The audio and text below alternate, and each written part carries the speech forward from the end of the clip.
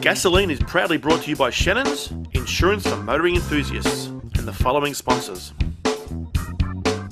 I'm Michael Curson, producer, creator of Gasoline. Hope you enjoy.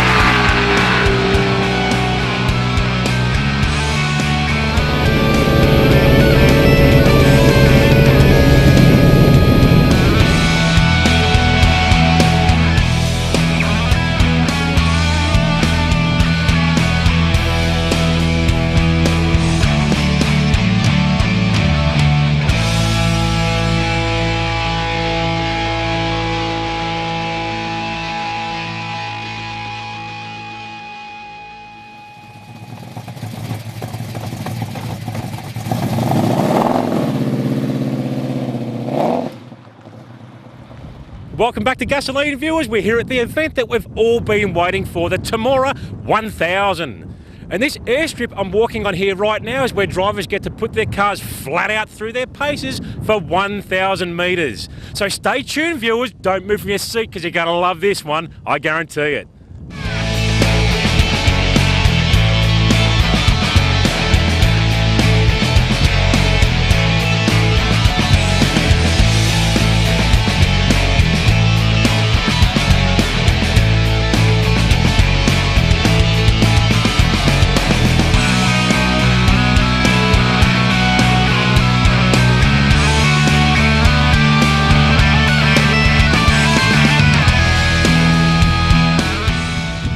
Well, we're here with Anthony Spitfire and his awesome-looking XA GT Falcon coupe. Anthony, you must be fired up about the event today. It's first time here, so it should run pretty good, I think. So, yeah, all excited.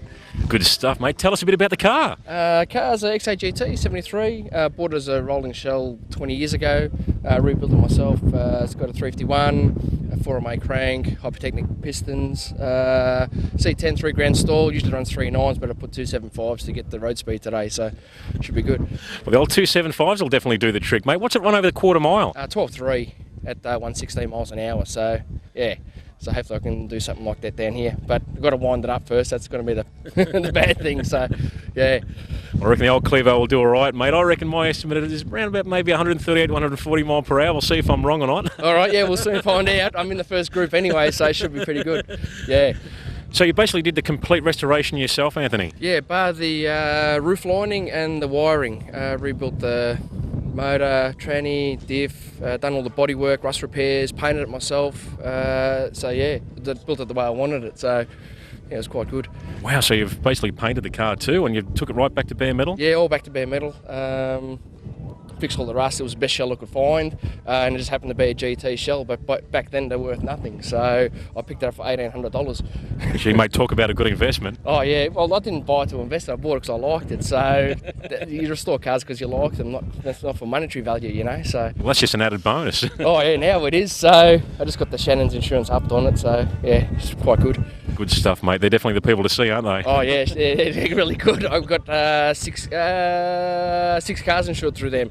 So every time I add another one, I get another 15% off the rest. So It's yeah. great, mate. I've got the house, the cars, the shed, the whole lot. Yeah, so have I, and I like the enthusiast cover too. So if stuff goes missing inside the house, like the memorabilia, it's all covered. So Especially all those GT parts in the shed.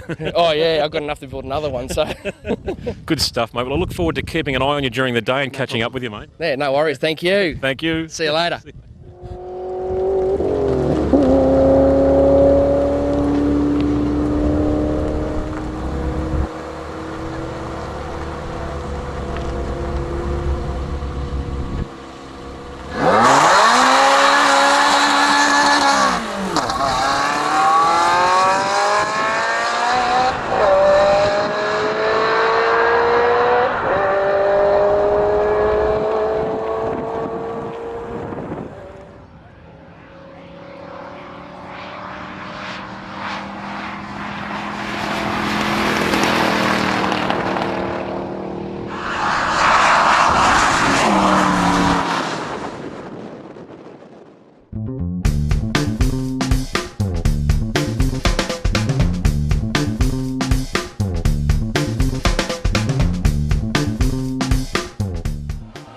We're the Gasolene Twins. Hope you're enjoying the show.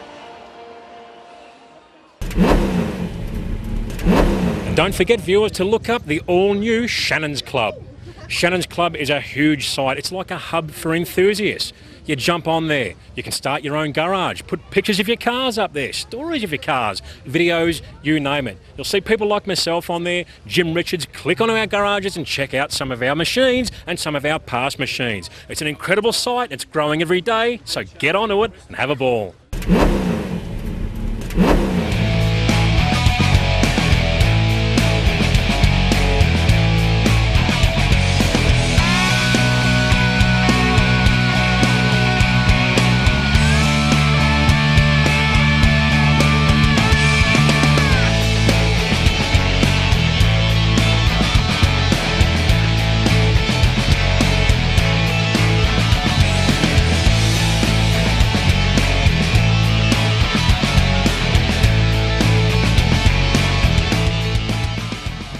Well, we're here at the Pilatus Wings and Wheels Show and Shine section here at this event. We're with Kurt Collins here and his beautiful-looking HQ two-door Monaro, mate. Tell us about the car. Well, I've had it for about since May, so yeah, just all I've done is pretty much tidied it up, and it's just running the 308 with a turbo 350, and yeah, she is what it is. So it's just a beautiful old cruiser, and yeah, I love getting in it and driving it and bringing it to days like this. So yeah, that's about it. She's from Wagga, so we just got here this morning and a bit of a clean up, and should be good to go. I noticed it's got the beautiful houndstooth trim in it, mate, a favourite of mine. Yeah, it looks good. Hopefully get the back seats done one day too to finish it off. But yeah, she's a work in progress as they are. So, but yeah, it's a very good basis to start with, I think. So yeah, pretty. Is the engine modified, mild, standard? No, it's pretty mild. It's just pretty standard. It's just got some pretty stuff on it, but that's that's it. So yeah, nothing too flash. It's a bit hard to utilise too much on the street these days anyway, really, isn't it? That's it. You can only go so far. So yeah, there's not much point going nuts, I don't think, just yet anyway. So. Good stuff, mate. Well, thanks for talking to us. Beautiful car. Yep, thank you. Thanks.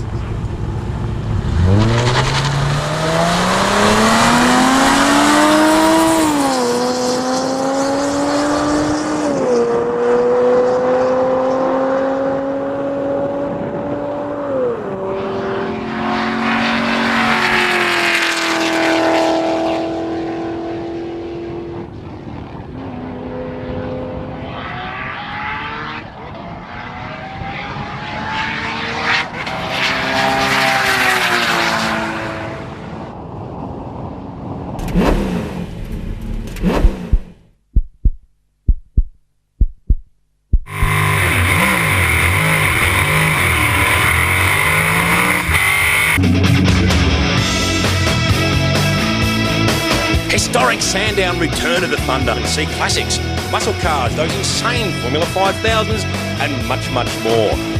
Don't miss it. See vhrr.com for more details.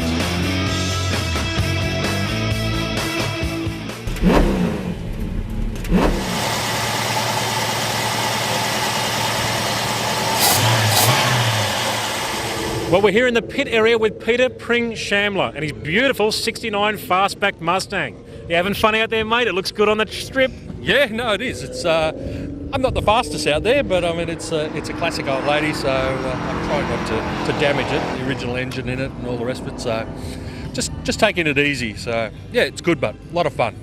And you've only just purchased the car? I've had it for nearly 18 months now. Okay. Straight out of California. Never been on a salted road or anything silly like that. So no corrosion. All original wheels. Done a little bit to it, but no, it's a great car. Love it. I like your choice of wheels on the car at the moment. They really look the part, don't they? Mini lights. They just scream Alan Moffat, don't they? Well, that's my very first visions of motor racing was my dad taking me to Warwick Farm to see Alan, 1969, in that Coca-Cola Mustang. So you're a lucky man. I was going to own one day, and now I do. So it's fantastic. And it's basically just a standard 351 Windsor, close to standard. Yep, close to standard. It's got a different manifold and different intake manifold, but basically it's bog stock internal. So it's we're going to freshen it up soon. Give it what plans have you got? Not sure. But we're going to hit up Craig at Vintage Racing for some help. I'm sure he'll give you a few hints. Not a problem at all. Good on you, Peter. Thanks for talking to us, mate. Pleasure. Appreciate it. My pleasure. Thank you.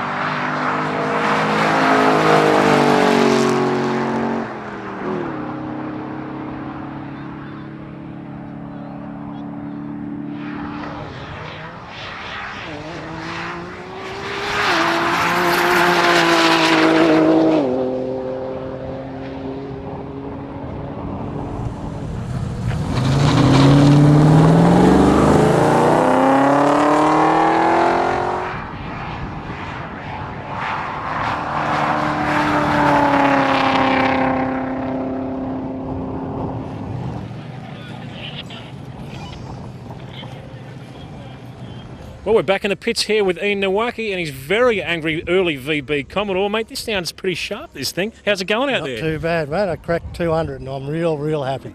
Yeah. What's it consist of, engine-wise and trans? It's basically a 308, high comp pistons, B-cast heads, 670 Holly and a mile cam. Yeah, so it's not too bad.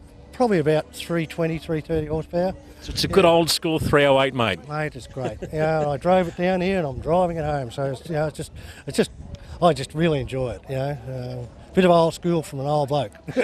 Now, I've heard a bit of a rumour that yourself and obviously your brother were involved with HDT and Peter Brock and the boys and the Marlboro Holden dealer team in the day. Yeah, that's correct. My brother was chief mechanic. Started off with Harry Firth. Then he went across with John Shepherd, and I was just the sort of bloke that went in there every weekend and give my hand to put all the bits together, and went up to Bathurst and did the Repco Rally, and also did the Australian Rally Championship with Colin Bond in 1974, and we won it, which I'm very proud about. Yeah.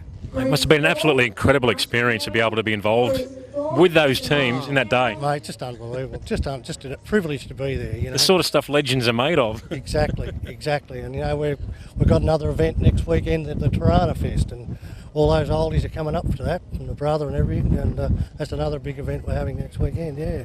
Fantastic, mate. Well, it's good to see that it's still in your blood, and you're out here with this early VB beast, giving it heaps down that strip, mate. Thanks for talking to us. Mate, I gave it away for about 20 years, but you can't take it out of the man, mate. Good on you, mate. Thank you very much. Thanks.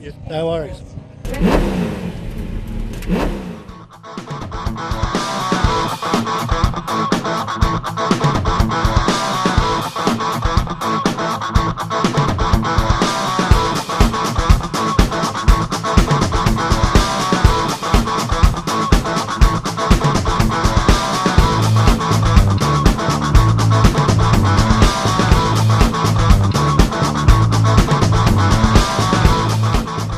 You're gonna love it.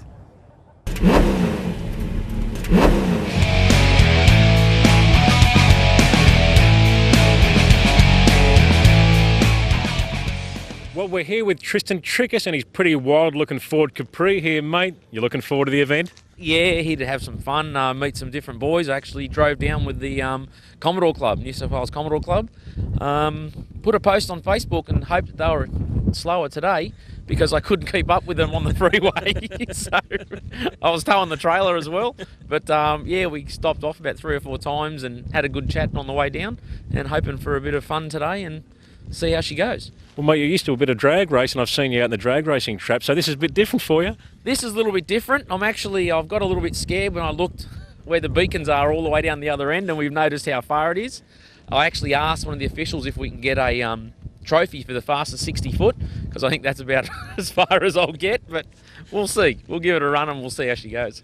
Tell us a little bit about the power plant, Tristan. Little 302 based Windsor, makes about 650 horsepower, turn it to about 8,000 RPM. I've actually got 4.3 diff gears in it, which is no good for here, obviously, but I put a gear vendor's overdrive in it. It's got a 0.7 overdrive, and I'm hoping that that'll stretch the legs down the other end of the track and keep me going for a bit. Do you think the wind resistance might be a bit of a drama? I mean, the car sits up a little bit in the front, and it's probably not the most aerodynamic car, and maybe some of the other cars aren't here today also, but compared to the more modern cars, you might struggle top speed-wise? I think the more modern cars are going to definitely get around us, especially there's a couple of big boys over there that have got 1,200 horsepower. As you know, I've raced our other Capri, our work Capri, and trying to push that through the air at 180 or 200 mile an hour is hard. You need a lot of power, so I don't think this will, be anywhere up near the front runners, but a bit of fun, and if I can do, 170 mile or something, yeah, it might be enough to just at least get somewhere. Well, it's definitely not hanging about, mate. No, it's not hanging about, so yeah, hopefully it does it. But I just got told it's actually time-based event. Everyone's been talking top speed of 296 was last year's winner, but it's actually not that. The record was 19.90 seconds. So it's actually like drag racing. It's fastest out of the hole, and they give you a mile an hour reading at the end. So there you go, mate. Best of both worlds. Hopefully you'll do well in those, both of them. We'll try, but yeah, we'll see if we can keep the Turbo boys honest. Good stuff, mate. Well, great talking to you, and good luck out there. Thanks very much. Thank you. Take care. Bye.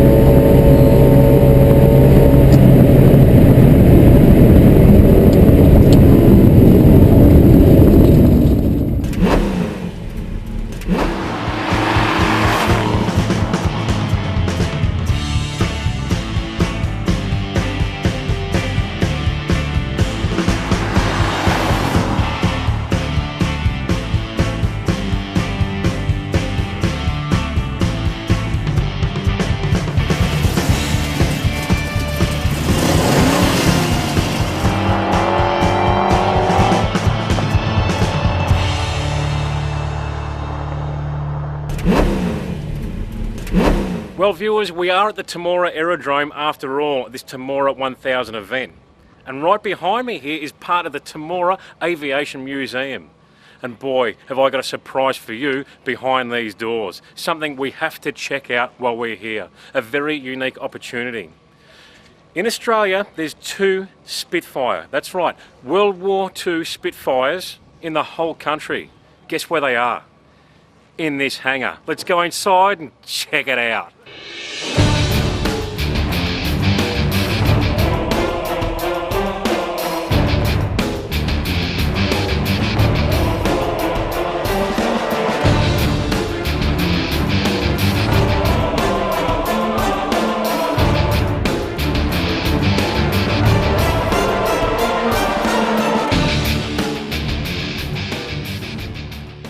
Well, here we are in this treasure trove here. I can't believe I'm standing right next to a real World War II Spitfire. And with Peter Pring-Shambler here, and he might look a little bit familiar. He's the bloke that was driving that Mustang before. He knows a little bit more than about Mustangs. He's into aircraft. Peter, tell us about your job here. Yeah, well, I was the chief engineer here for the last 15 years. I've just handed it off to one of my young fellas to take over from me. So he's about to get into the looking after old aeroplanes, and we need to to move guys and get them trained to look after this stuff when us old blokes aren't around anymore. So that's what we've done. So I've sort of taken up a consulting role for engineering for the Temora Aviation Museum. So, and we're lucky enough to be standing in front of a Mark 16 Spitfire that saw service in World War II in Europe. And there's only 2 of them in the country, 2 Spitfires. That's correct. 2. Well, there's a few more Spitfires in the country, but only 2 airworthy Spitfires. They just happen to be both here, so which is good for us. Fantastic. Tell us a bit more about this one here beside us. This aeroplane is painted in its original colour scheme that it served in World War II. It was in 457 Squadron in the UK in the Royal Air Force, all operated by Australian pilots. So it's an Australian operated aeroplane for the Royal Air Force. Did a fair bit of flying into Europe, just not in air-to-air stuff anymore. By the time this guy got going in the war, the air-to-air combat stuff had finished. It was mainly doing truck strafing and train strafing. So, but very good at it. So it's got a lot of history. And performance-wise, like engine horsepower and speed, what's the capability of this particular model here? I mean, this was the last of the Merlin-powered Spitfires. 1710 horsepower, 2-speed, 2-stage supercharging, pressure carburettor, 4 valves per cylinder, overhead cam. It's all the stuff that we're seeing in cars now. Was operating in the 40s in Europe, basically, in the skies.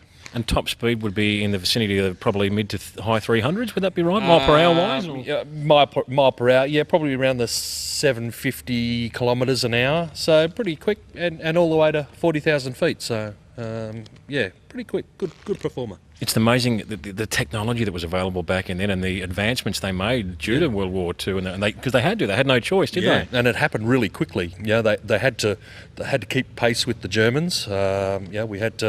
We had to develop, going from single stage supercharging to dual stage supercharging, and fuels. Yeah, the whole modification of the engines happened as each side changed and got better. Then they had to increase the horsepower and size of the engines for the aeroplanes. I've been told that it was said that one of the heads of the German Air Force was asked what they needed to help win the war, and they said, we need a Spitfire. We needed Spitfires, yeah, exactly what it was. In fact, I think it was Goering, standing there and how we were going to win this. Well, we need Spitfires. So it was pretty even, I suspect, at the end. So thank goodness we won. Fantastic. Well, there's plenty to see here, viewers. Stay tuned. We'll be back with a little bit more of this beautiful trove of treasure.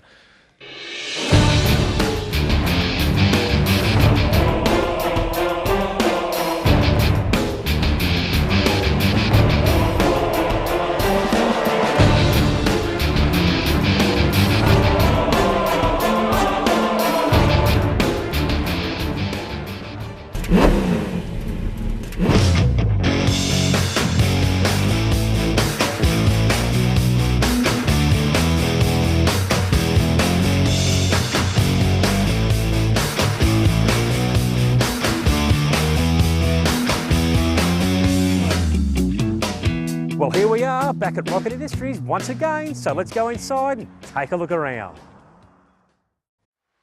Well, look at what I found here. Looks like a pretty serious bit of gear, this thing, doesn't it?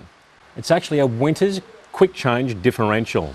We all talk about the Ford 9-inch diff. Pretty tough, isn't it? I've got one for Project Warhorse. I'm pretty happy about that. But I'm sorry, 9-inch, you're about to get your butt kicked. This thing is a 10-inch. 10-inch, that is huge. This baby here apparently will support around 1,000 horsepower quite easily. And the term quick change, what does quick change mean? It gives you the ability to be able to change ratios in a very short amount of time.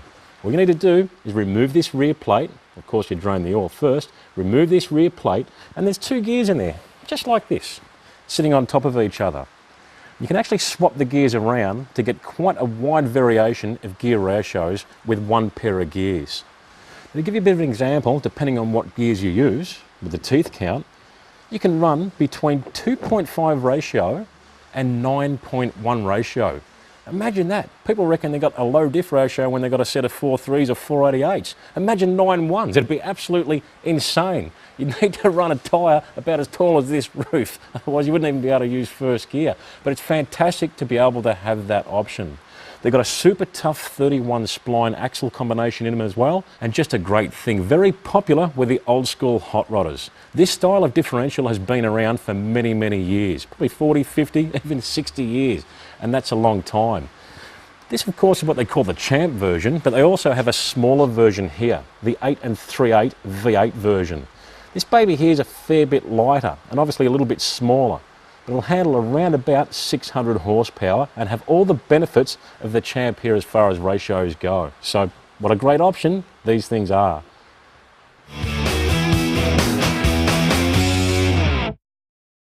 To download your free copy of the Rocket Industries and Aeroflow Performance Parts catalogues, go to the sponsor section at the Gasolene website. Click on the links and download away. With over 650 combined pages of performance parts and accessories, you're sure to find everything you need for your car. Stay tuned for more Gasolene next week.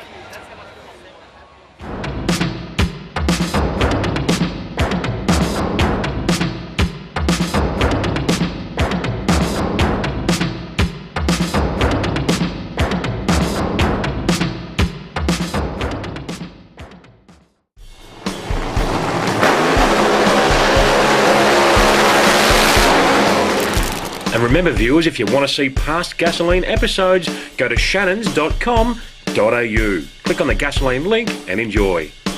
And remember, this is a whole new season of Gasoline with new episodes every Tuesday night, 8:30 p.m, Australia-wide.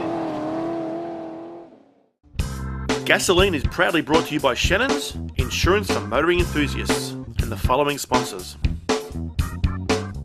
I'm Michael Curson, producer-creator of Gasoline. Hope you enjoy.